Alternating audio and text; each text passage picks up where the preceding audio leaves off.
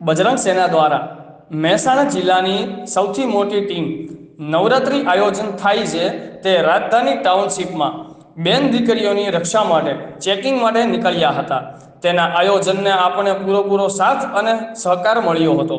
બજરંગ સેના હિન્દુત્વ અને ધર્મ માટે બેન દીકરીઓ માટે હંમેશા આવા કાર્ય કરતી રહે છે અને તેના માટે હંમેશા તત્પર રહે છે। રિપોર્ટર હિતેશભાઈ મોદી, આઝાદ મીડિયા લાઈવ, મહેસાણા।